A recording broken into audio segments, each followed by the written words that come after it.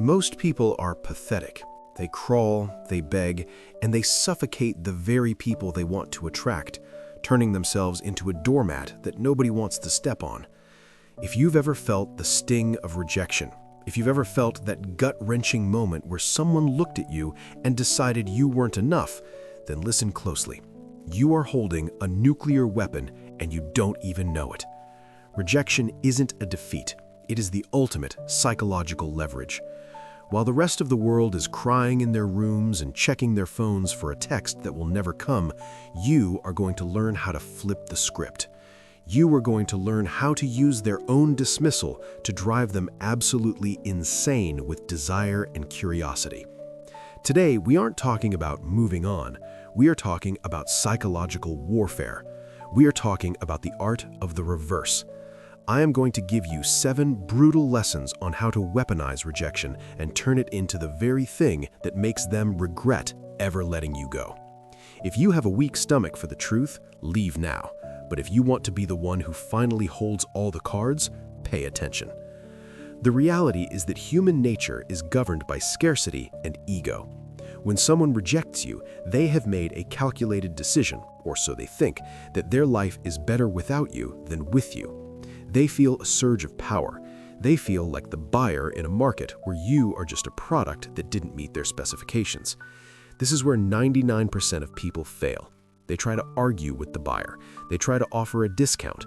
They try to explain why the buyer is wrong. This only confirms the buyer's decision. It makes you look cheap. It makes you look desperate. To use reverse psychology, you must understand that the human brain is hardwired to want what it cannot have and to question what it easily discarded. Lesson 1 is the law of absolute disappearance. The biggest mistake you can make when someone rejects you is staying visible. When you hang around, when you like their photos, when you show up at the same places hoping for a casual run-in, you are confirming their decision. You are telling them, you were right to reject me because I have nothing else going on. You are a fly buzzing around their head, annoying, persistent, and worthless. To use reverse psychology, you must become a ghost. Total silence is the loudest sound you can make. When you disappear, you create a vacuum. Humans naturally seek to fill voids. By removing your presence, you force them to confront the silence. They expected you to chase. They expected you to plead. When you don't, the power dynamic shifts instantly. They start to wonder why you aren't hurt. They start to wonder if they were the ones who actually lost out. Your absence is your greatest asset. It forces them to replay every memory of you, looking for the moment they lost control over you. Don't give them an explanation. Don't send a final goodbye text. Just vanish. Let's talk about the biological root of rejection. Why does it hurt so much? In ancestral times, being rejected by the tribe meant death. If you were cast out, you couldn't hunt alone, you couldn't defend yourself, and you died. That rejection pain is your brain telling you that you are in mortal danger. But we don't live in the savannah anymore. Being rejected by a person isn't going to kill you, yet your brain reacts like it will. The first step in reverse psychology is mastering this biological response. You have to override your primal brain. When the panic sets in, when you want to send that "I'm sorry" text, you have to realize that it's just an outdated circuit firing in your head. Kill the circuit. Discipline is the only way out. Every time you pick up your phone to check their status, you are stabbing yourself. Stop it. The vacuum you create by disappearing is what will eventually pull them back, but you can't do it for that reason. You must do it to save your own dignity. Lesson 2. The mask of cold indifference. Rejection is an ego boost for the person doing the rejecting. They feel superior. They feel like they're the prize and you are the seeker. To flip this, you must project a level of indifference that borders on the insulting. If you happen to cross paths, you don't look angry. Anger shows you still care. You look bored. You look like you've forgotten their last name. This is the ultimate psychological trigger. When you treat someone who rejected you with polite, cold indifference, you are subtly communicating that their opinion of you holds zero weight. You are stripping them of their perceived status. Reverse psychology works because it targets the ego. By showing them that their rejection didn't break you, in fact, it barely registered, you make them question their own value. They will think, wait, was I not important enough to cause him pain? That thought is a poison that will itch at the back of their brain until they reach out just to see if they still have a grip on you. And that is exactly when you have won. Indifference is far more powerful than hate. Hate is a passionate emotion. It requires energy. Indifference is the absence of energy. When you are indifferent, you are communicating that the other person is no longer a factor in your reality. They have been downgraded from a protagonist to an extra in your movie. This creates a massive psychological wound in the rejecter. They want to be remembered. They want to have an impact. By showing them that they have zero impact on your emotional state, you are effectively rejecting their rejection. You are reclaiming the power to decide who matters and who doesn't. Think about a time someone was rude to you and you didn't even notice. It makes them feel small. That is the energy you must carry. You are not a victim of their choice. They are a casualty of your evolution. Lesson 3 is about value reclamation and the growth gap. While you were being a ghost and acting indifferent, you must be obsessed with one thing, becoming a version of yourself that is objectively better than the one they rejected. But here is the trick. You don't do it for them. You do it so loudly and so effectively that the world notices. If they rejected you when you were out of shape, get into the best condition of your life. If they rejected you when you were broke, build an empire. If they rejected you when you were socially awkward, become the most charismatic person in the room. The goal is to create a gap between who you were and who you are now. When they eventually check up on you, and they will, because curiosity is a human curse, they should feel a physical pang of regret. They should see a person that is now out of their league. This creates a psychological loop called buyer's remorse. They feel like they threw away a winning lottery ticket before checking the numbers. You aren't just improving, you are becoming a living testament to their poor judgment. This phase is about radical self-reliance. You need to become so dangerous, so fit, so wealthy, or so high status that your previous self looks like a stranger. When people see a massive transformation post-rejection, they don't see someone who was hurt, they see someone who was unleashed. It suggests that the relationship was actually the thing holding you back. This is a devastating blow to the rejector's ego. It implies that they weren't the best thing that ever happened to you, but rather a weight you finally dropped so you could fly. Imagine the look on their face when they see you thriving, looking better than ever, and achieving goals you never even talked about when you were with them. That is the ultimate revenge, and it's achieved through silence and work. Lesson 4: the pivot of attention and social proof. One of the most powerful ways to use reverse psychology after a rejection is to immediately and visibly direct your energy elsewhere. Not in a desperate way, but in a way that suggests you were already looking at other options. Rejection often makes the victim feel like their world has ended. Flip that. Show that your world is expanding. When they see you engaging with new people, thriving in new circles, and being admired by others, it triggers a primal instinct: competition. Suddenly, you're not the person they discarded. You are the person others are fighting for. Social proof is a devastatingly effective tool. If other high-value people want you, the person who rejected you will subconsciously begin to reevaluate your worth. They will start to think they made a mistake in their market analysis of you.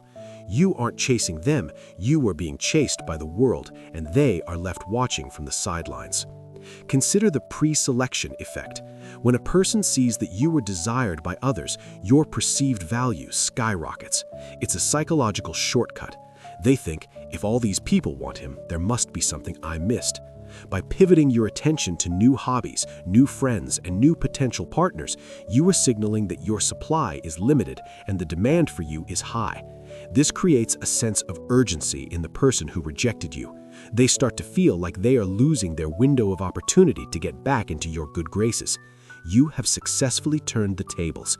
Now they are the ones feeling the pressure of loss, not you. But remember, this must be genuine. Don't fake a life. Build one. If you're just posting fake photos, you're still playing their game. If you're actually out there winning, you've changed the game. Lesson 5. The controlled return of information and the minimalist response. Eventually, they will reach out. It might be a, "Hey, how are you?" or a, "I saw this and thought of you." This is the test. Most people fail here by responding instantly with a paragraph of text. Do not do this. To maintain the advantage, you must use the delayed response technique. Wait hours or even a day. When you do respond, keep it shorter than theirs. Be brief, be kind, but be distant.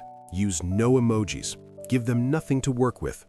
This forces them to work harder. They have to put in more effort to get a reaction out of you. By making yourself a low-response individual, you force them into the role of the pursuer. The roles have officially reversed. They are now the ones seeking validation, and you are the one holding the power to grant it or withhold it. The key here is to be a black hole for their efforts. They throw in a compliment, you give a polite thanks. They ask a deep question, you give a surface-level answer. This creates frustration, and in psychology, frustration is often the precursor to infatuation. They become obsessed with cracking the code of why you were so different. They miss the person who used to jump at their every word. By denying them that version of you, you make the new, distant version of you much more valuable. You are training them to realize that your attention is no longer a right, but a privilege they have to earn back from scratch. Every short, polite reply is a brick in the wall of your new status. Lesson 6. The mirror of high standards and selective availability. Rejection often happens because the other person feels you are too easy or too available. To ensure this never happens again, you must adopt a philosophy of high standards. Even if you want them back, you must act as if you are vetting them to see if they are good enough to be in your life again. Turn the interview around. Ask the hard questions. Don't be afraid to disagree. People do not value what they can get for free. They value what they have to earn. By making them earn your attention back, you are rewriting the story of the relationship. You are no longer the rejected party. You are the prize that was almost lost due to their incompetence. You must become selectively available. This means your time is booked, your life is full. If they want to see you, they have to fit into your schedule, not the other way around. If they suggest a time that doesn't work for you, don't move your mountains to make it happen. Say, "That doesn't work for me, maybe another time." This communicates that you have a life of high value that doesn't stop for them. It builds respect, and without respect, attraction cannot survive. By mirroring their initial rejection with your own high standards, you balance the scales. You show them that you are a person of consequence. If you treat yourself like a king, they will eventually treat you like one, or they will be replaced by someone who does. Lesson 7. The power of walking away. The ultimate use of reverse psychology is the genuine willingness to leave and never look back. If you are just acting like you don't care, they will eventually sense the facade. But if you truly internalize the fact that you are the most important person in your life and that anyone who doesn't see your value is simply not worth your time, you are untouchable. This is the God mode of relationships. When you truly don't need them, that is when they will want you the most. Human beings are wired to chase what runs away from them. If you are standing still waiting for them, you are a target. If you are moving forward focused on your own greatness, you are a legend. Walking away is the ultimate power move because it is the only move that can't be countered. If you stay and fight, they can win. If you leave and build, they've already lost. Most people are terrified of the final goodbye. They hold on to toxic situations because they fear the void, but the void is where your strength is born.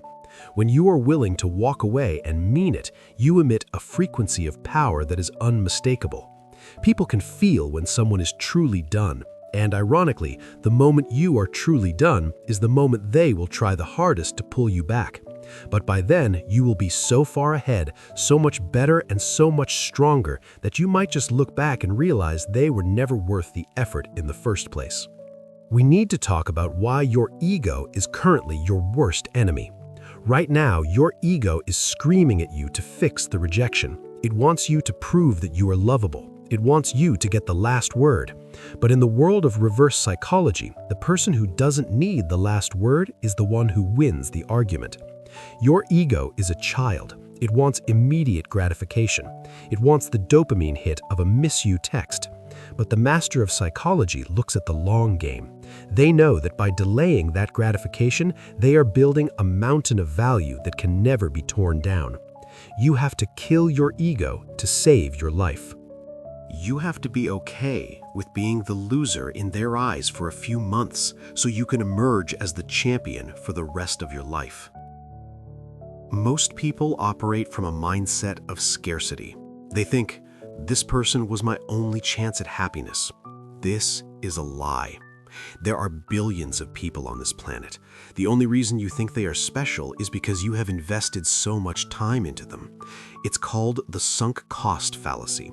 You think you can't leave because you've already spent 2 years, 5 years, or 10 years with them. But those years are gone. You can't get them back. The only question is whether you are going to waste the next 5 years begging for someone who already told you they don't want you. An abundance mindset realizes that you are the source of the value. When you walk into a room, you bring the value with you. You don't look for it in someone else's eyes. When you realize that you are the prize, reverse psychology stops being a tactic and starts being your natural state of existence. The psychological trap of closure. Stop looking for closure. Closure is a myth created by weak people who want one last chance to beg. You don't need them to tell you why they left. They left because at that moment, they didn't value you. That's all the information you need.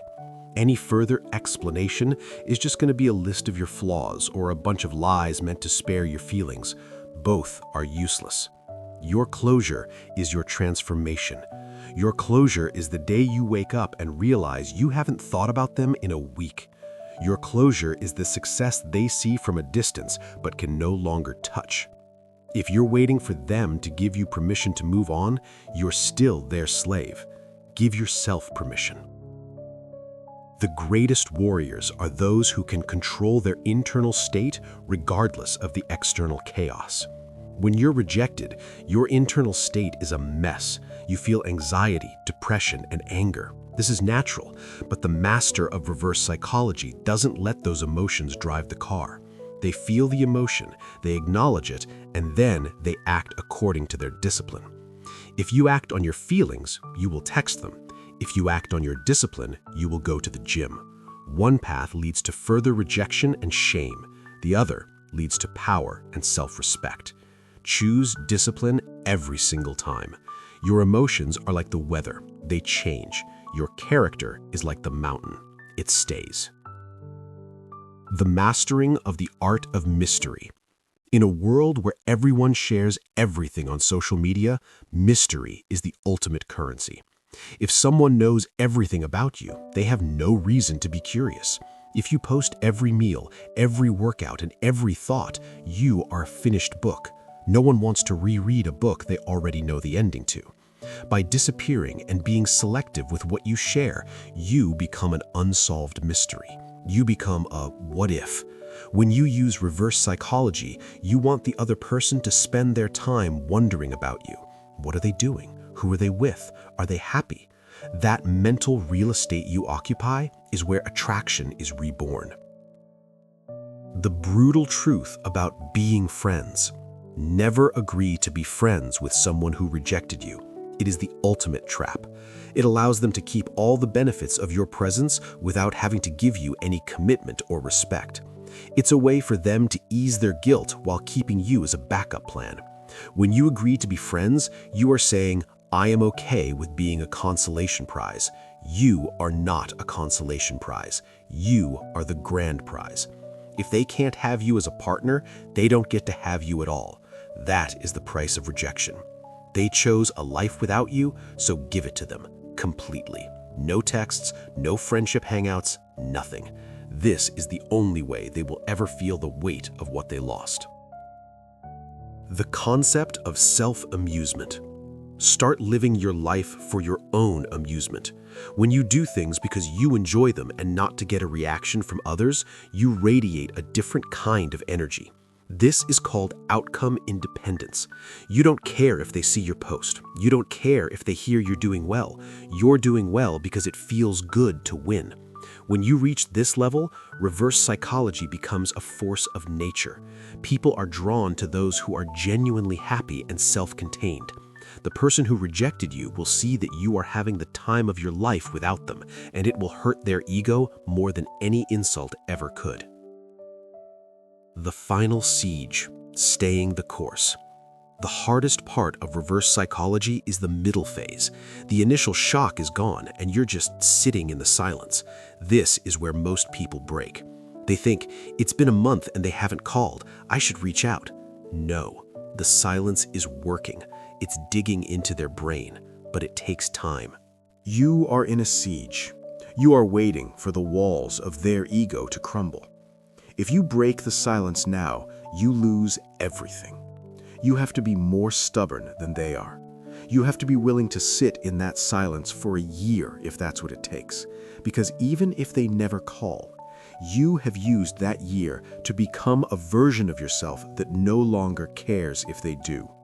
That is the ultimate win. Let's recap. You vanish into the ghost protocol. You wear the mask of indifference. You create a massive growth gap through value reclamation. You weaponize social proof by pivoting your attention. You use minimalist responses to reclaim dominance. You mirror their rejection with high standards.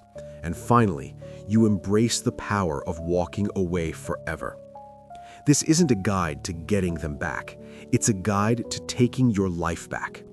If they come back, it will be on your terms, as a person who has earned your respect.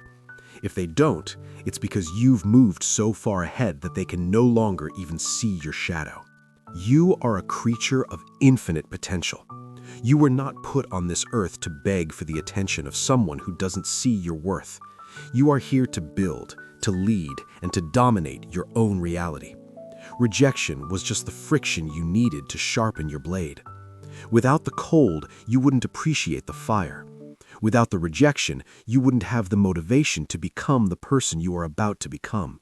Stand up, straighten your back, delete the messages, block the accounts if you have to.